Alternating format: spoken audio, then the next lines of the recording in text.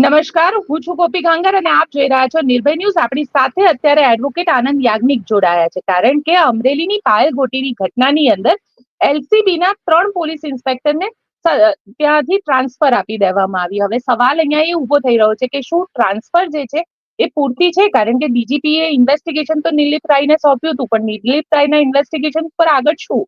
આપણી સાથે એડવોકેટ આનંદ યાજ્ઞિક જોડાયેલા છે. આનંદભાઈ, શું કહેશો જે રીતે અત્યારે એક્શન લેવામાં આવ્યા છે? ગોપીબેન, જ્યારે હાઈકોર્ટમાં જવાનું નક્કી કર્યું પાયલ ગોટીની મેટરમાં, ત્યારે આપણે એવું માનતા હતા કે નિર્લિપ્ત રાયનો રિપોર્ટ ડીજીપી સાહેબને સબમિટ થઈ ગયો છે. જે દિવસે હાઈકોર્ટમાં પિટિશન થઈ એના 1 કે 2 દિવસ પછી ડીજીપી સાહેબે ભાવનગરમાં એવો ઇન્ટરવ્યુ આપ્યો કે નિર્લિપ્ત રાયનો રિપોર્ટ હજુ આવ્યો નથી. તમારા પ્રશ્નો સુધી પહોંચું તેની પહેલા 2 વસ્તુ. 13મી તારીખે એટલે કે 13 જાન્યુઆરીએ જ્યારે ડીજીપીને પાયલ ગોટીની સાથે અમે મળ્યા, ત્યારે એમણે એવું કહ્યું કે આનંદભાઈ, નિર્લિપ્ત રાયને મેં ઇન્કવાયરી આપી છે. આજે 13મી જાન્યુઆરીથી 13મી ફેબ્રુઆરી, 13મી ફેબ્રુઆરીથી પછી 23મી ફેબ્રુઆરી અને એનાથી પણ આગળ દિવસો નીકળતા જાય છે. અર્થાત 1 મહિનો ને 10 દિવસ કરતા વધારે સમય પસાર થયો અને ડીજીપી સમક્ષ નિર્લિપ્ત રાયે ઇન્કવાયરી મૂકી નથી. એક બાજુ અમે લોકોએ માગણી કરી હતી કે પાયલ ગોટી અને 3 અન્ય આરોપીઓ બેલમાંથી છૂટ્યા ત્યાર પછી આજે એલસીબી, સાયબર સેલ અને અમરેલી સિટી પોલીસ સ્ટેશન તેમજ એસપી સાહેબની સાથે સંકળાયેલા પોલીસોનું આઈડી પરેડ કરો. એટલે આમ એક સાથે આ 150-200 પોલીસોને ઉભા રાખો. એ જ પોલીસ સ્ટેશનમાં જ્યાં અમને માર્યા હતા, અને અમે એમને આઈડેન્ટિફાઈ કરીએ કે આને પકડ્યો, આને માર્યો, આ ઉભો તો, આ ગાળો આપતો હતો અને આ ચેન ચાળા કરતો હતો. જેવી રીતે આરોપીઓના કરીએ ને, તો આ કેસમાં તો આ બધી પોલીસો આરોપીઓ છે. એ આઈડી પરેડ હજુ નિર્લિપ્ત રાયે કરી નથી. બીજી માગણી કરી કે સીસીટીવી ફૂટેજીસ પોલીસ સ્ટેશનના ભેગા કરો અને અમને બતાવો, એટલે અમે તમને બતાવીએ કે જો આ પોલીસ આ છે, આ બીજેપીનો કૌશિક વેકરિયાના આપણે મિત્ર કે એનો સાગરીત આ છે. એ સીસીટીવી ફૂટેજીસ પોલીસના કરીને પણ અમને બતાવ્યા નથી. અને સરઘસ કાઢ્યું ત્યારે અંદર જે લોકો સાથે હતા, માગણી એ કરી કે સરઘસ કાઢ્યું તેની જે વિડીયો ક્લિપિંગ્સ અલગ અલગ ચેનલો દ્વારા જે લેવામાં આવી હતી, ભેગી કરીને અમે મોકલી, એવું અમારી સાથે જુઓ. નિર્લિપ્ત રાય હજુ સુધી જોઈ નથી. એ સિવાય પણ માની લઈએ કે નિર્લિપ્ત રાયને એવું લાગ્યું હશે કે સ્વતંત્ર રીતે હું પોલીસ તપાસ કરી શકું છું. અલબત્ત આ અમારી બહુ મોટી ફરિયાદ છે કે આના વગર પોલીસ કસ્ટડીના એટ્રોસિટી પ્રસ્થાપિત થતી નથી ને સીસીટીવી સાથે કેમ ના જોવામાં આવે? બરાબર. એક બીજી વસ્તુ, શું ડીજીપી અસમર્થ છે 40 દિવસ પછી પોતાના એક ડીઆઈજી ને કહેવાનું કે ભાઈ ઇન્કવાયરી મોકલી આપ? ઇન્કવાયરી મર્યાદિત સમયમાં કરવાની હોય ને. હા, ઇન્કવાયરી એ કઈ રાજકારણ તો છે નહીં કે એક વાત સોંપી દીધી અને પછી ખેંચ્યા કરે. નરેન્દ્ર મોદી સાહેબના આપણે જમાનામાં હતું કે કશું પણ સમસ્યા થઈ જાય એટલે કમિશન નિમી દે, એના પછી લોકો ભૂલી જાય. કદાચ એ નરેન્દ્રભાઈએ શીખવાડેલા પાઠ અહીંયા શીખ્યા હશે લોકો, અને એવું માને છે કે ઇન્કવાયરી સોંપી દીધી એટલે કોઈ મર્યાદિત સમયમાં પૂરી કરવાની ના હોય. The Constitution imposes D.K. Basu's judgment and many other judgments which have been given by Supreme Court depending upon D.K. Basu about police atrocity and so forth. Okay, these inquiries and investigations will have to be completed within a stipulated period of time, and before the memory of atrocity fades, the police is expected to take action against the police so as to establish an example before the people at large that those who are in charge of law and order, if they themselves violate the law and order, the superior will take action against them. અને આનું જ નામ સમાનતા. એટલે DGP વિકાસ સહાય મારા પ્રશ્ન પ્રમાણે શું એટલો બધો નિસહાય છે કે ડીઆઈજી પાસે ઇન્કવાયરી 43 દિવસ પછી માગી નથી શકતો કે ભાઈ એ પૂરી કરીને મને આપતું? એક. હવે જો ઇન્કવાયરી ના સોંપાઈ હોય તો નિર્લિપ રાય વિશે પ્રશ્ન થાય કે ભાઈ શું કરી રહ્યા છો, કારણ કે તમે અમને તો બોલાયા જ નહીં. 20મી ને 21મી જાન્યુઆરી આવ્યા, તમે ગયા, એના પછી તમે અમને બોલાયા નથી. અને જો નિર્લિપ રાયે ઇન્કવાયરી પૂરી કરી દીધી હોય અને ડીજીપી પાસે ઇન્કવાયરીનો રિપોર્ટ આ 4-5 દિવસમાં ભાવનગરથી પાછા આવ્યા એના પછી આવ્યો હોય, તો અમને તો રિપોર્ટ હજુ આપ્યો નથી. બરોબર.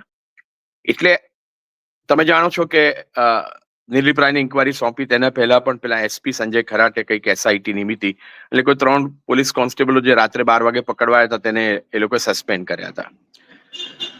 એ જ પ્રમાણે ડીજીપી સાહેબે એલસીબી પોલીસ સ્ટેશનના લોકોને જો સજાના ભાગરૂપે ટ્રાન્સફર કર્યા હોય તો બહુ દુઃખની વાત છે કે તમે એલસીબી પોલીસ સ્ટેશનની અંદર મને રાત્રિના રાત્રે સુધી તમે બેસાડી રાખો, ત્યાર પછી તમે મારું સરઘસ કાઢો, ત્યાર પછી તમે મને મારો ઘંટીના પટ્ટાથી, અને ગુજરાત રાજ્યના ડીજીપી માની લો કે નિર્લિપ રાયની ઇન્કવાયરી અમને મળી ગઈ છે, તો ઇન્કવાયરીને આધારે જો ટ્રાન્સફર કરવાની પગલા લીધા હોય અને સજા લીધી હોય તો પછી કુવામાંથી દેડકા કાઢવા જેવું છે, નાનકડું.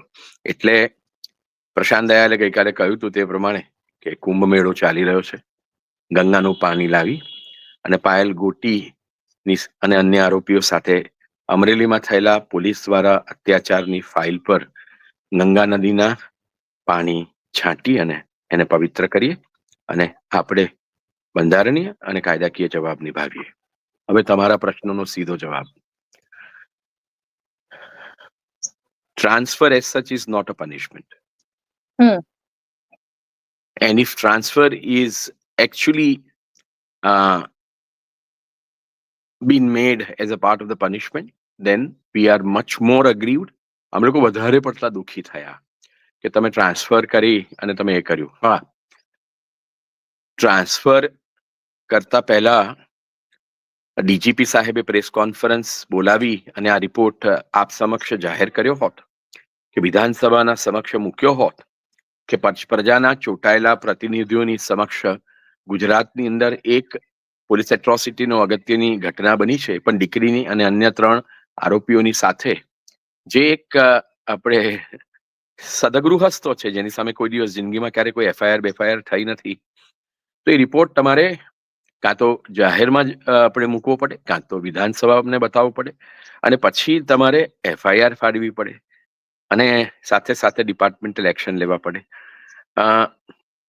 ભારતીય દંડ સંહિતામાં ટ્રાન્સફર એ વાયોલન્સ માટે કોઈ દિવસ પનિશમેન્ટ હોતી નથી, ને તો કોર્ટ આપી શકે, આપે તો પણ. એટલે ડીજીપી સાહેબ આ ડિપાર્ટમેન્ટલ એક્શન લીધા હોય તો નદીની રેત જેવું છે. અને જો એ ખરેખર ડિપાર્ટમેન્ટલ એક્શન હોય, એની શરૂઆત હોય તો વસ્તુ બરોબર છે, પણ આ ડિપાર્ટમેન્ટલ પનિશમેન્ટનો અંત હોય એલસીબીના એ પીઆઈને માટે, તો મને બહુ દુઃખ થયું છે. અને વિકાસ સહાયને માટે પણ મને ફરિયાદ છે, તો હું એવું માનું કે વિકાસ સહાયની સામે પણ એફઆઈઆર થવી જોઈએ. પણ સર અહીંયા સવાલ એ આવી રહ્યો છે કે એલસીબી ના અધિકારીઓની તો ટ્રાન્સફર કરી દીધી, એમાં પણ પીઆઈ અને પીએસઆઈ લેવલના અધિકારી, કારણ કે ત્યાં આગળ જ્યારે પાયલ ગોટીએ હાઈકોર્ટમાં પિટિશન ફાઇલ કરી, આપ પણ ત્યાં આપે જ આ ફાઇલ કરી છે, એને તો એસપી ની વિરુદ્ધમાં કાર્યવાહી કરવાની માંગ કરી છે. એસપી સામે તો કોઈ એક્શન જ હજી સુધી નથી થયા. 2 પ્રકારના રિએક્શન મારા હોઈ શકે.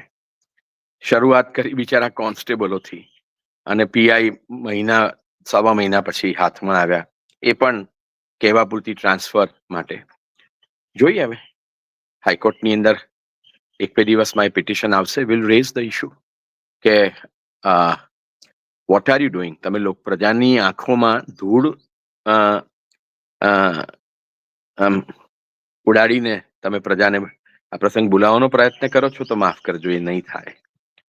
અને અમે લોકો નિર્લિપ રાય અને વિકાસ સાહેબ પાસેથી ઘણી અપેક્ષા રાખીએ છીએ, કારણ કે બંને ખૂબ બાહોશ અધિકારીઓ છે. પણ જો આવું જ નાનકડું કુવામાંથી દેડકા કાઢવાનું હોય, ઇફ ઇટ ઇઝ, મને let me attach provisor or condition to what I say, આ જ પ્રકારની નિમ્ન પ્રકારની સજા કરીને પૂરું કરવાનું હોય, then we are extremely pained by such frivolous and such small action in terms of departmental action, and uh, our reaction would be much more harder in the High Court, saying that sorry, this can't be the way you can deal with it. પણ sir સાથે સાથે હમણાંથી જે રીતના cases સામે આવે, તમે Devayat ખવડની petition file કરી છે, દેવાયત ખવડના કેસમાં પોલીસ એફઆઈઆર નથી લઈ રહી. પાયલ ગોટીનો કેસ આવે, પાયલ ગોટીના કેસમાં એક્શન પીએસઆઈ એટલે કે પીઆઈ અને પીએસઆઈ લેવલે લેવાયા, પણ એ પણ 2.5 મહિના પછી, જ્યારે આખા મામલાની અંદર તમે હાઈકોર્ટ સુધી ગયા. આ જે ઢીલો રવૈયો છે, પોલીસનો ઢીલો રવૈયો, સરકારનો ઢીલો રવૈયો, એને લઈને આપ શું કહેશો? કારણ કે ઘણી બધી વખત એવું થતું હોય, સમય જતો રહે પછી જસ્ટિસ મળે એ પણ કોઈ કામનું નથી હોતું.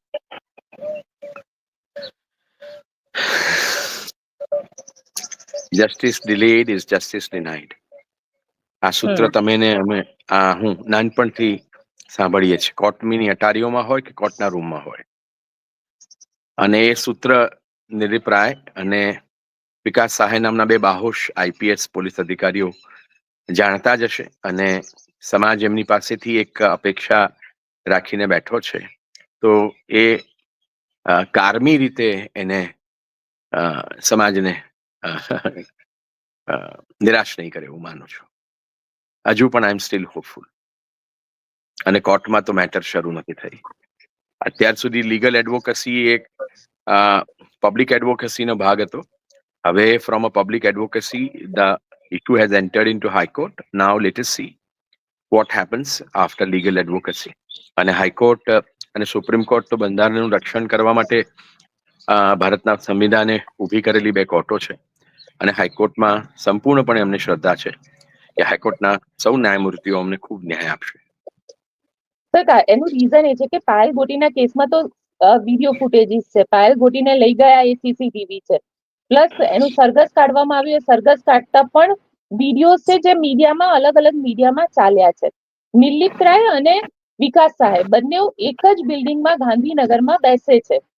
આટલો બધો સમય લેવા પાછળ શું કોઈ ગોઠવણ કરતા હોય એવું લાગી રહ્યું છે કે એકચ્યુઅલ? કારણ કે લીગલ ટર્મ્સમાં જોવા જાવ તો કેટલું ઈઝી છે કે રિપોર્ટ આવી જવો જોઈએ, અને પાયલ ગોટીને સરઘસ કાઢ્યું છે તો કાઢ્યું છે, એના તો વિડીયો ફૂટેજીસ છે. પોલીસને પોલીસ સ્ટેશનની અંદર ગુનો કરતા વાર લાગતી નથી. કદાચ તમારા મારા જેવા નાગરિકોને ગુનો કરતા વાર લાગતી હશે. અને પછી ઉપરી કક્ષાના પોલીસ ઓફિસરો અમરેલીથી સાયકલ લઈને પાયલ ગોટીની ફાઇલ લઈને ગાંધીનગર તરફ નીકળ્યા છે. હવે સાયકલ ક્યારે પહોંચે છે જોવાની, પણ within a day or two the matter is coming up in the High Court, is what we believe, and let us see. They will be answerable in the High Court. બિલકુલ sir, આપ અમારી સાથે જોડાય તેના માટે આપનો ખૂબ ખૂબ આભાર. નમસ્તે ગોપીબેન. Thank you sir. તો આપ શું વિચારો છો મને કોમેન્ટ બોક્સમાં ચોક્કસથી લખીને જણાવજો, અને અમારી ચેનલ નિર્ભય ન્યૂઝને લાઇક, શેર અને સબસ્ક્રાઇબ કરવાનું ભૂલશો નહીં. આભાર.